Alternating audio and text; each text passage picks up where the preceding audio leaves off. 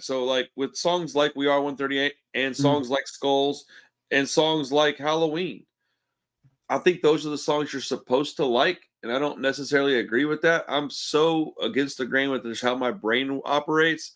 Now, Mhm. do I like those songs? Of course I do. I'm not a Yeah. complete idiot, not all the time, anyways. Uh, but yeah, man, I think those are like kind of like, yeah, those are the typical songs that you These would are the like. ones that you would look up on a list of like Yeah, I don't top necessarily Misfit think songs. that they're their best songs, though, is what I was getting at.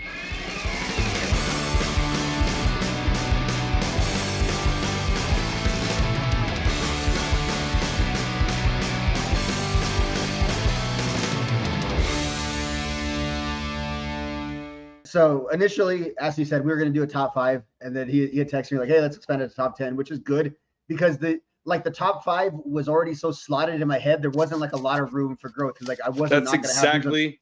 And I still left some out of the top 5. So having a top 10 was good, but it ended up being 10, 11, 12, 13, 14, about 16 songs, I would say. And there could have been more. Maybe there could have been less. But Yeah, some of mine ended my up being 12. some of my outside looking ins were obviously Die Die My Darling, classic song. Just happened to not be in my top 10. The song I learned about who the Misfits were because of that Yeah. song from other bands covering them. Dude, spoiler alert, that didn't even touch my list. Yeah. I'm gonna get hell for that. Yeah, I thought you would have that. I thought you were gonna say, "Oh, that was on my list," like on the on the charts. I also had "Teenagers from Mars," just absolutely just a fun song. A lot of these songs don't have a lot of lyrics to them, and you could just sing the chorus over and over and over again. Yeah. Ghouls Night Out is one that I've always just find entertaining. That like could be in like a 1950s horror movie, like actually without any edits to it at all. Of course, the iconic "Mommy, Can I Go Out and Kill Tonight?" when it builds to the the live versions of Glenn just screaming that at the top of his lungs. Also, shout out to everyone who has the Bobby Hill tattoo that says "Mommy, Can I Go Out and Grill Tonight?" with Hank Hill with the devil lock. Just oh my goodness. I have Earth AD. Now I don't love all of this stuff when it gets so repetitive with them. Like sometimes Earth AD can be like that, like AD, it's going. And then of course She, which is one of the many songs that if we got into lyrical content would get you demonetized. So we'll just say that one as well. And we'll go into a few others. So that's kind of my outside looking in at the ones that I felt should mention that weren't in my top 10. But let's go with the top 10. At number 10, I have what I think is a really strong Danzig song, which is Attitude. I like the way Glenn kind of carries the song Attitude, and it's really that's him at his best. That's less of the band, and the way he brings it, your fucking attitude, and bringing things along. Horror Business at number 9, which I thought would have been higher. It was just crowded out by a lot of the other songs, which were on the list. Dude, that's the thing. Sorry, we're speeding through this really quickly. I want to talk about it a little bit more in depth because stuff like that, like it's crazy that you can have a song like Attitude be 10 that they've got, and even then you could probably put it at 15 if you really had to. Yeah, like, and that's a great song. Like, it's wild that a band who really, when you think about it, dude, they don't have that many songs. Like they really 2 albums. They have 2 albums. Like, I was trying to think about it, and I was like, man, like they don't have as many songs as Rancid does. They don't have as many songs as NoFX, but it's still hard to come up with a top 10. That tells you the quality of their songwriting, the quality of their lyrical content. I mean, what a band! What a band! Sorry, go ahead. I think it really speaks to the fact that like we'll listen to them do these songs in different versions and accept that and buy them as releases, and we want to hear what they sounded like in different evolved forms. Speaking of, at number 8, one of their more polished songs, "Where Eagles Dare." I can't tell you how many times as a kid me and my friends told each other I ain't no goddamn son of a bitch just because it sounded like such a funny thing we heard from a song. And then we get to my top 6 is really where the what's number 7? Oh, excuse me, number 7. We Are 138. How can I forget about that? Yeah, there you go. And now We Are 138 and Horror Business. I always get them confused sometimes. I kind of look at them as like a similar song. Very, very similar. That you don't say much. They're very much the same lyrical content. Like they're part of the same story. It feels like lyrically. Tell me if this makes any sense to you or not. Some songs that the Misfits have, something like We Are 138, I don't get it.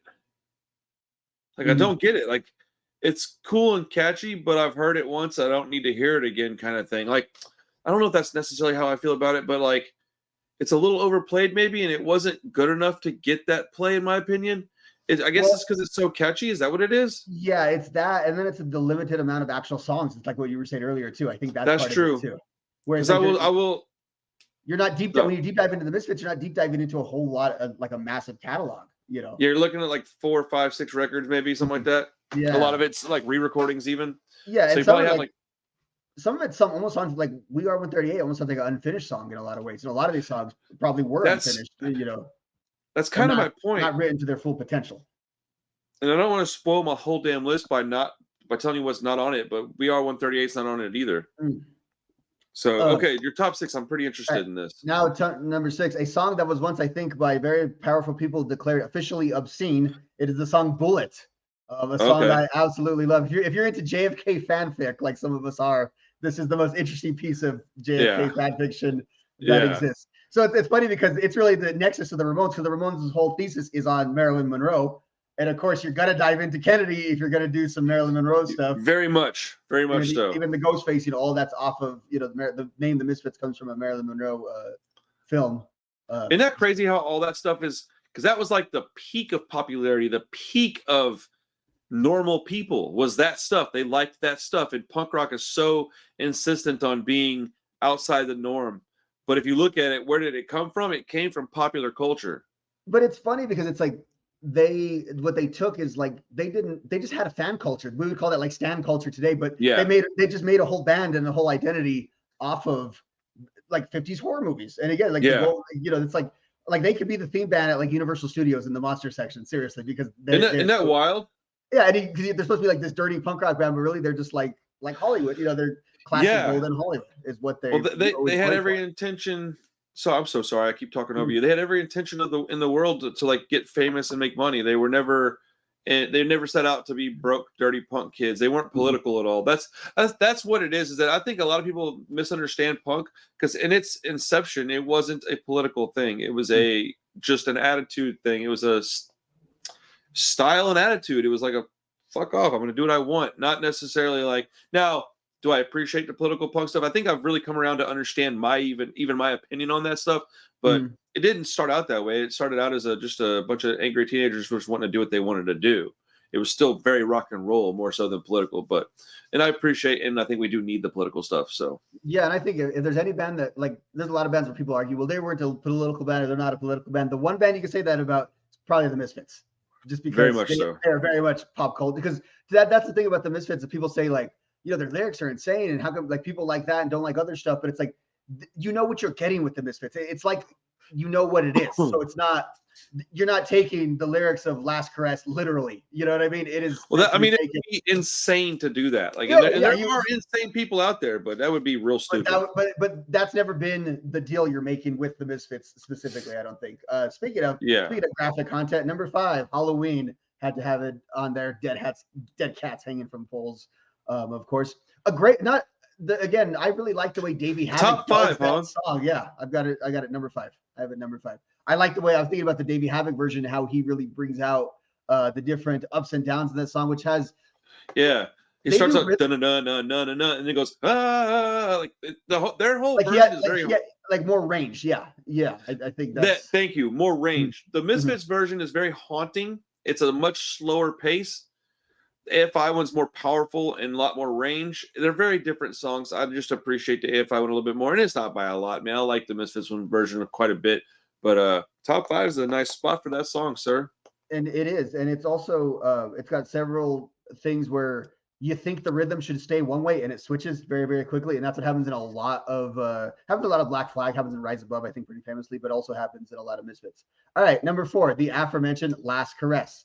Now, there's been times where Last Caress has been my favorite Misfits songs. Again, one of the songs that I learned about the Misfits from. I learned about the Misfits through nothing to do with the Misfits, through Metallica's Garage Days EP, or when they released in '98. I heard that, and I thought I heard them. I heard like 4 other punk bands I learned from that CD specifically. Well, I think Discharge I learned from there. Yeah. Yes. So I learned a lot about punk through metal because you had the Garage Days, and then you had Slayer that did Undisputed Attitude, and both of those are punk covers. Like, that's all that is punk rock stuff.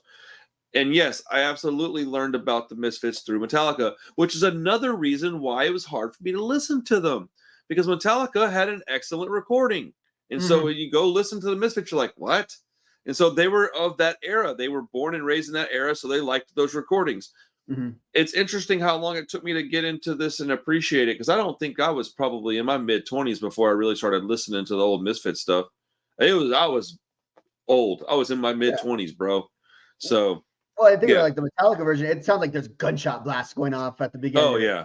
I got something to say. Boom, boom. You know, and it really hits off. You can also contrast that with like the NoFX cover, which they have a ska cover of Last Caress, which is totally on a whole different, whole different plane. That's the stuff I don't like about NoFX. Stuff like that. Like, they're too silly sometimes. Like, chill, bro. Last Caress, also to a fun, like, that's a good first song on the guitar. I think it's basically like the Blitzkrieg Bop with slightly different rhythms, but basically same pattern. Number 3. Oh, so hold on. We got a drum roll, bro. Dude, top 3. This is big, man. I'm super curious based on, because I was writing your stuff down so I could look and remember back what you were saying. I'm real curious as what your top 3 is about to be. So sorry, go ahead, man. Very basic. It's very Let's basic. go. I like number 3, I have, of course, Skulls. I Want Your Skulls. I Need Your Skull. Just a classic song. And these top 3 songs, again, I think they are good songs regardless of the lyrical content. And that's the thing that, like, some of these kind of need that lyrical content to make them pop, to make the like. I like Bullet, but I think Bullet kind of needs those wild lyrics to really get it over the top. I think these songs could have been singing about anything and they would have been good songs. But the fact that they're singing about wanting and needing your skull actually enhances them. And then, well, hold on. I have a retort to that. So, like, with songs like We Are 138 and songs like Skulls and songs like Halloween, I think those are the songs you're supposed to like. And I don't necessarily agree with that. I'm so against the grain with just how my brain operates. Now, do I like those songs? Of course I do. I'm not a complete idiot. Not all the time anyways. But yeah, man, I think those are like, kind of like, those are the typical songs that you would like. These are the ones that you would look up on a list of. Like, I don't necessarily think that they're their best songs, though, is what I was getting at. Anyways, continue. Number 2. All right, number 2. This one was not hard to. Number 1 was pretty solid, but number 2, Astro Zombies. Absolutely love that song. Love actually the version. There's a version that Matt Skiba busts out occasionally on acoustic sets and on live sets that I think he does I love that guy. very well. And then number 1, which you've all been waiting for. This one was not going to be even in question when I thought of this list. Hybrid Moments. I think Hybrid Moments is by far the best Misfits song. I think it's one of the.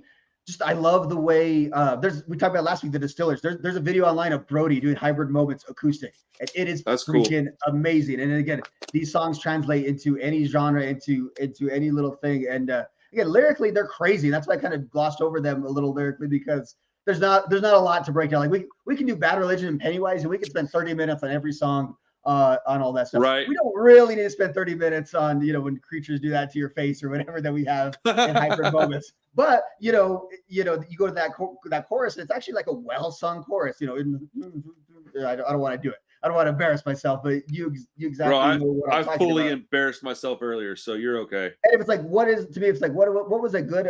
I would say almost like average good punk song that you could kind of just crank out. It would probably sound like Hybrid Moments as far as like a pop punky stuff. I'm like, yeah, that's a good song. Same thing with Astro Zombies. I think both of those kind of filled that mold of very like standard songs, but also songs that I enjoy the lyrics, I enjoy singing along to, and that pretty much will never be skips for me. Anything in that top 5 are just ones that they come up, I'm listening to. As is most Misfits songs. I mean, I like your list. I liked your list a lot, actually. I don't think you're gonna like mine.